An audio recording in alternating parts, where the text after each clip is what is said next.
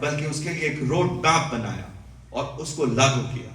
आपको इसलिए कहा जा रहा है क्योंकि रोजमाइंड ट्रस्ट का मिशन संकल्प दो चीजों पे आधारित है कि एक बच्चा पढ़ने के बाद, कामयाब होने के बाद किसी एक गरीब बच्चे को गोद लेकर पढ़ाएगा और अपनी शादी में न दहेज लेगा न अपने परिवार को लेने देगा। इसलिए दोनों बातें।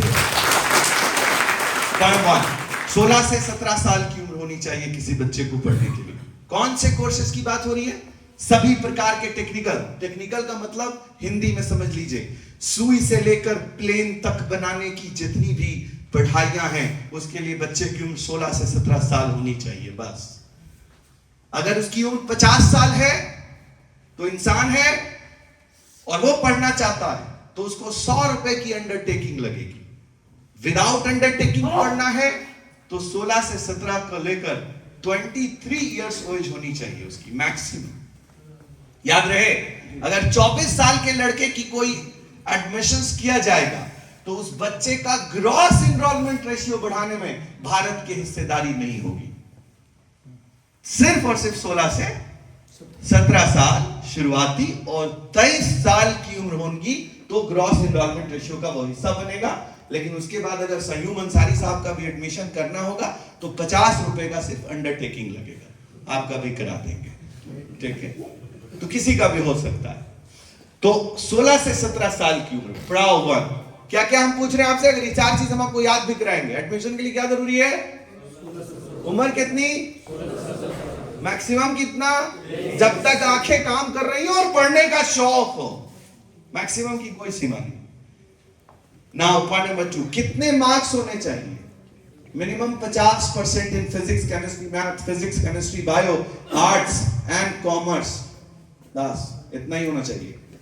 अगर 99 है तुम्हारा, तुम्हें मुबारक।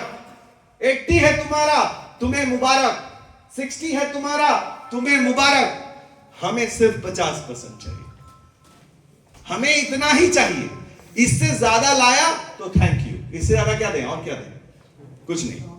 ये लॉ में इसकी कोई जगह नहीं है ज्यादा, बस थैंक यू। एलिजिबिलिटी में सिर्फ 50% मार्क्स होना चाहिए। कितना होना चाहिए? पहला क्या पूछा मैंने? कितनी उम्र होनी चाहिए?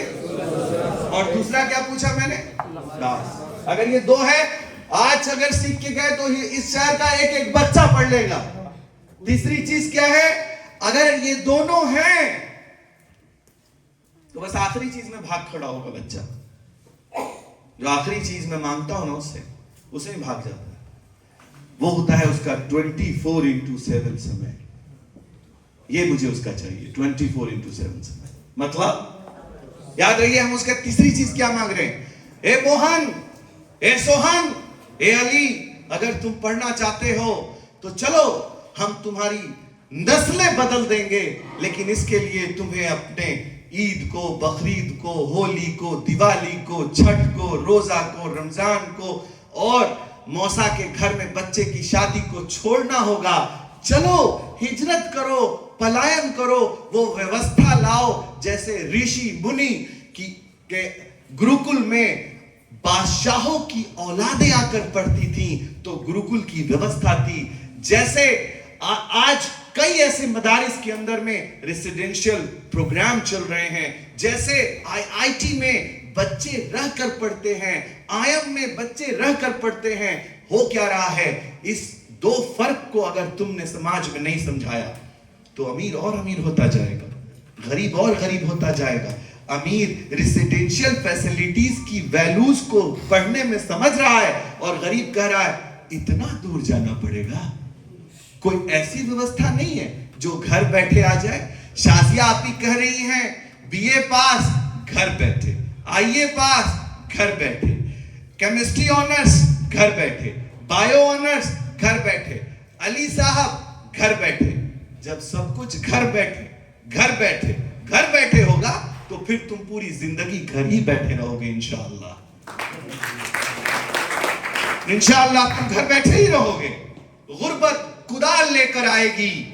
ऐ नौजवानों सुनो, गुर्बत एक कुदाल लेकर आएगी और तुम्हारी नस्लें खोड़ देगी।